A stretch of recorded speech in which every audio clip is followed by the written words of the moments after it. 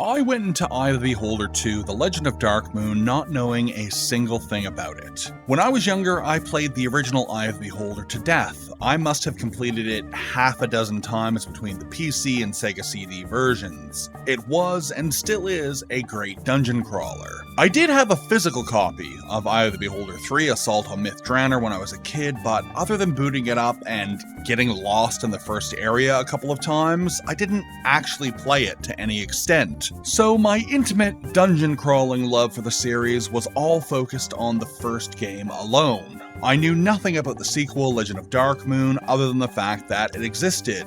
And that its sequel is apparently not great. So here we are, deep in 2024, and I am finally getting around to playing this apparent classic from 1991. Sequels generally tend to go one of two ways. A release that is marginally worse than the original game, or a release that is marginally better than the original. Well, here I am, early by saying that Eye of the Beholder 2, The Legend of Darkmoon, is leaps and bounds better than the original. So, I'm Richard for RPG Fortress, grab your +1 mace and Cloak of Displacement because we are on our way to uncover The Legend of Darkmoon.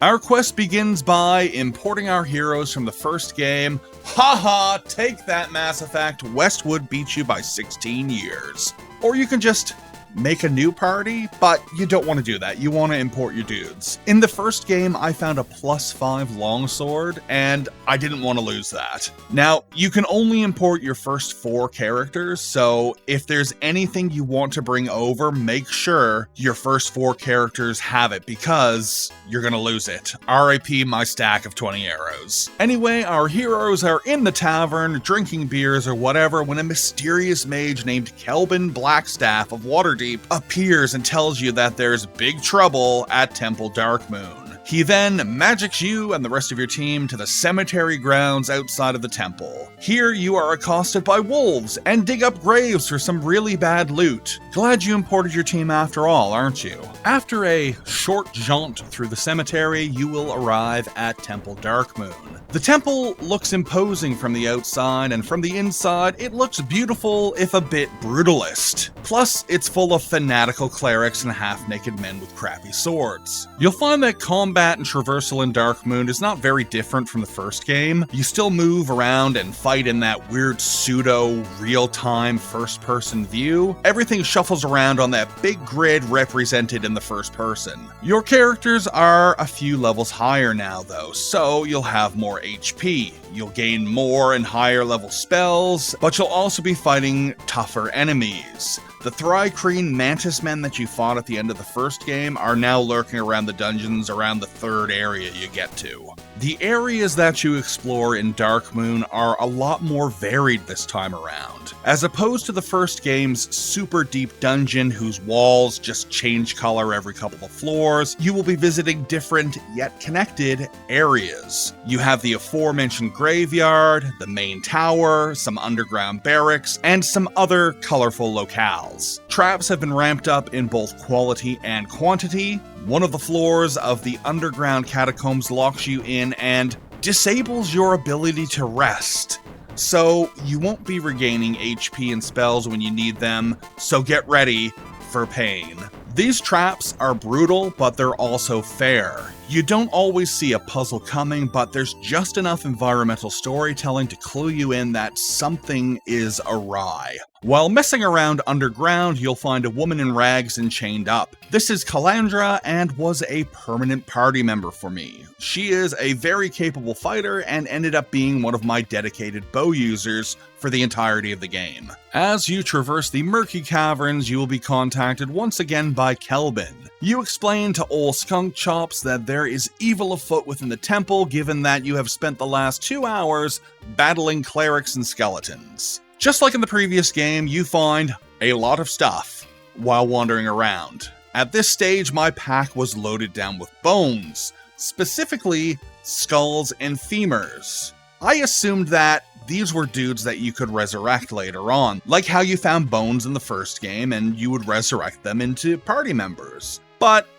that doesn't happen in this game. The place where you resurrect dudes is just for rezzing your own dead dudes. These bones are just used as makeshift weapons. But since I still had all of my gear from the first game, I didn't need to throw femurs. Also, if you start a new game without importing your characters, your new characters will start off with ordinary, everyday weapons, so I don't understand the inclusion of these bones. I don't know, maybe it was a trap for the people who played the original game to fill up their inventory, expecting to resurrect a dozen new characters to join your party. Well played, Westwood. You eventually finish up with the catacombs, and that brings us to trumpets. To continue the quest, you need to find 4 trumpets and then return to the lobby of the temple. In the lobby, there is a fresco painted on the wall of some wind blowing. In order to proceed, you need to play these 4 trumpets to open a passageway to the next part of the labyrinth. This isn't a hard quest, as all you need to do is find the trumpets and then return and click on them, but if I wasn't looking at a guide, I would have been totally stumped at this stage. This is definitely one of those just click on everything until you can proceed types of puzzles. Also, this was the point of the game where, while wailing my way through some clerics, I realized that I hadn't leveled up yet. In the first game, you gain a level pretty much every other floor of the dungeon, but here in Eye of the Beholder 2, The Legend of Darkmoon, I had finished the first 4 levels worth of the game, and nobody had leveled at all. I did eventually start gaining levels later in the game, but they were much further in between than the first game. This was a bit annoying because the enemies were getting tougher, but I wasn't. I was still rocking my gear from the first game as well. The battles were taking a little bit longer than the first game, but everything was fair. I wasn't a killing machine, but I was also staying alive without much fuss. Also, what's the deal with Raise the Dead? I must have used a half-dozen scrolls and casted another half-dozen times from my cleric, and it didn't work a single time. Is it bugged? Is it programmed weirdly? I know it's not a 100% chance to work, but out of a dozen attempts, it should have worked once, right? The only cure for this is to save often. As you enter the depths, heights of the tower, the traps really start to ramp up. These lightning blasts are absolutely fatal if you mess up where you're walking. Plus, the aforementioned Thri-kreen warriors have returned, and they are just as annoying as the first game. Cure paralysis is a must. Now is a great time to call out how well crafted this game's dungeon really is. It's basically a couple of different areas: the graveyard, the main temple, the underground, the Silver Tower, the Azure Tower, and the Crimson Tower. These are all interconnected pretty well, and backtracking happens from time to time, and it's all very organic. The first game involved a little bit of backtracking, but using the stone items in that game to teleport around was really annoying due to, more often than not, the transportation teleporting you far away from your destination. The transitions in Darkmoon are next to flawless. These areas, while separate entities, all feel very organically connected. While traveling through the Silver Tower, you can recruit a sleepy dwarven cleric if you want, but he's not very good and I already have a cleric, so whatever. What the fuck is that? Puzzles are wild in Darkmoon. The original game had a lot of take this item and place this item here kind of puzzles. And while that's not completely off from what's here in Darkmoon, the puzzles will often have a little riddle that goes along with them. These riddles will act as clues, naturally helping you make your way through some of the more difficult puzzles, as opposed to the first game's just clicking on everything till you succeed. Anyway, you'll start bumping into what look like beholders, which just simply explode when attacked.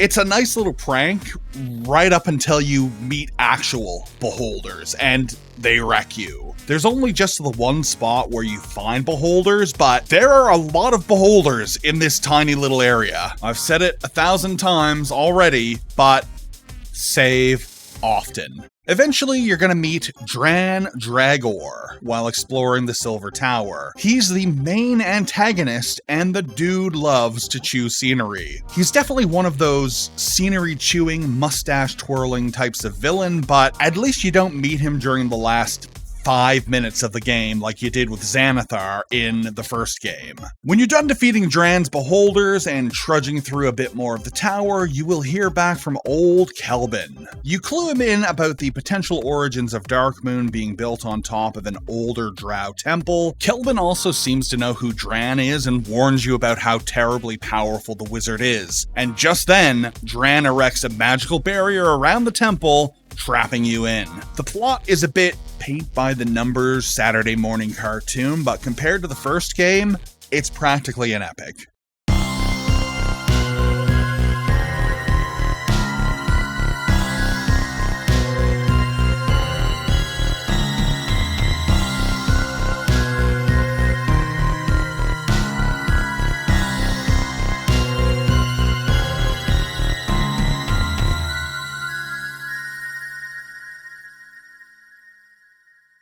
Let's talk about magic items. There are a lot of them scattered around Darkmoon. Now, in the first game, if you wanted to identify items, you needed to find a particular magic cubbyhole, insert the item into it, and then insert an orb of power. This convoluted method will identify the item for you. Thankfully, the devs added Improved Identify as a 3rd level spell to Darkmoon. Now you can identify all the items you find, one at a time, but at least you don't have to find a magic cubbyhole and stick balls into it. After spending a whole lot of time wandering around the Silver Tower, you'll find a strange obelisk with a handprint on it. Well, you decide to put your hand on it because that sounds like a safe idea, doesn't it? And this warps you back to the Resurrection Room in Darkmoon. Hey, we just finished the Silver Tower and had a great time doing it.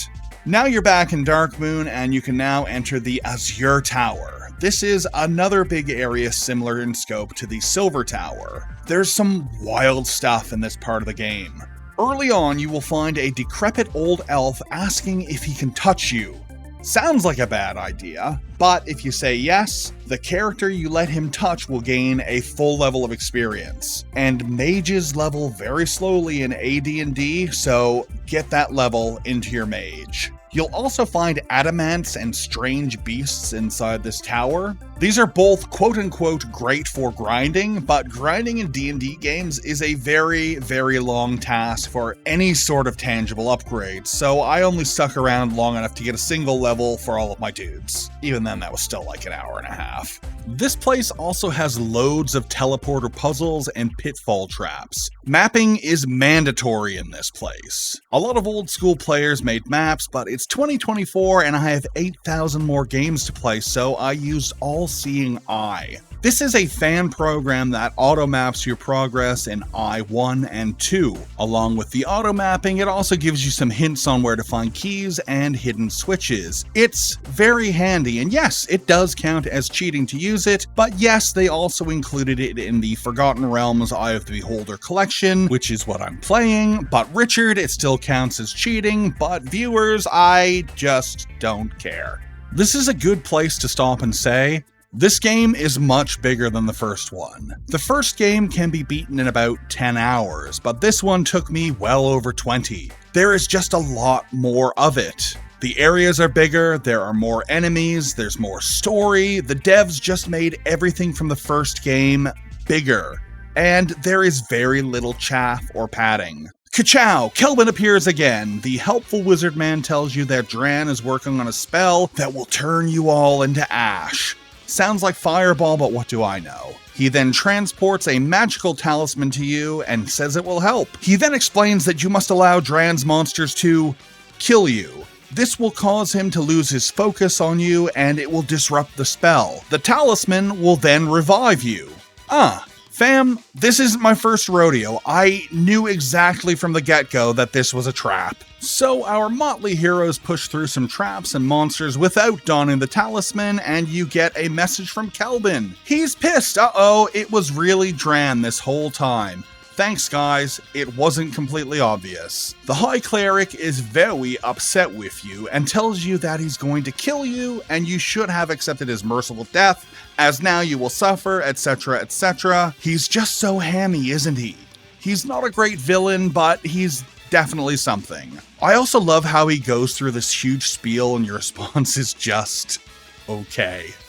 Just this angry scenery-chewing tantrum, and you're all just okay. So you keep traversing through the Azure Tower and you get to the Gorgon floor, and let me tell you, I was not ready for this. This floor is massive and confusing and just absolutely swarming with Gorgons. I was turned into stone so many times that I wore out the load game button. My mage did have stone to flesh, but it's such a high level spell that she only had the ability to cast it once per rest. Dran then teleports in again to run his mouth as things aren't going his way. He does what any true Titan of Evil would do and transports you to an area of the tower that is full of frost giants. And I love this part of the game because these massive frost giants are so huge, they are literally crawling around the corridors on their hands and knees. Look at them! I love how silly this is. Also, their standard attacks can hit all of your dudes all at the same time, so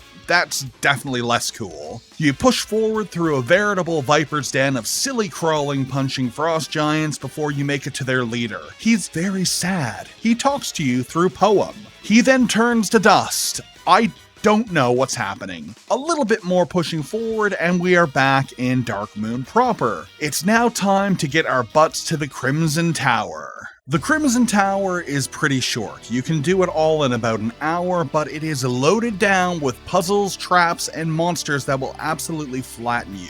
You are going to be blasted into bits by super high level mages who teleport everywhere. You're gonna get zipped around by teleporters. You are gonna talk to shrunken frost giants who turn to stone. Just a wacky and dangerous violent final area. You then head up to the final floor that is loaded with snake men that hit really hard and mind flayers that just eradicate you in seconds. It's a real bad time. I had to reload about 5,000 times to get through this area. Those mind flayers are just absolutely savage, and there's a whole boatload of them. Interestingly enough, if you can navigate through the hordes of mind flayers, you can find a crystal ball that shows you images of the past, which end up being a bunch of screens from the original game's introduction. Very cool. It's a nice way to show some connectivity between the first game and this, but it's not worth trying to get to. You just want to run past all of these mind flayers. If not, you're gonna be absolutely savaged. So our intrepid heroes finally make it to the final floor, and Dran's been waiting for you this whole time. Who woulda thunk it? He then does this thing that all villains do in media and explains everything in detail.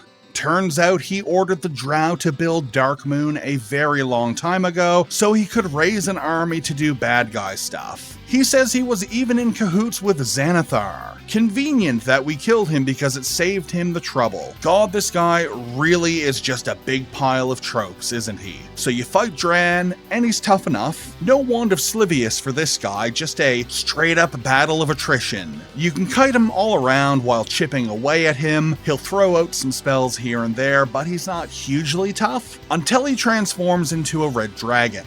Okay, so yes, the dude is a red dragon, and he is now pretty tough. You can still kite around and chip away at him, but his breath spell is so powerful that he can kill multiple party members all at the same time with it. This is cool. This is what a final battle should be like.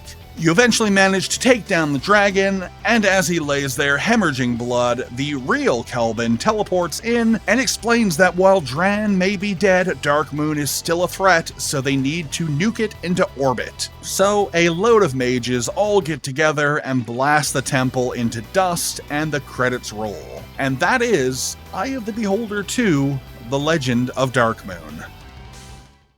This game was a delight. You don't always get a follow-up to a great game with a game that's even greater than the original. And by all means, Eye of the Beholder 2 is a step up from the original. On a gameplay level, everything is tightened up, A lot more of your spells are useful this time around, Dispel magic is needed for a few traps, and adding improved Identify makes identifying items a hell of a lot easier. The graphics look really good now. They were pretty good in the first game, but everything is cleaner and crisper now. Some of those designs, especially for the monsters, look great. The silly frost giants all hunched over in their narrow hallways is visually striking, well animated, well realized, and funny as hell. The storyline, while very Saturday morning cartoon vibe heavy, is fun and engaging.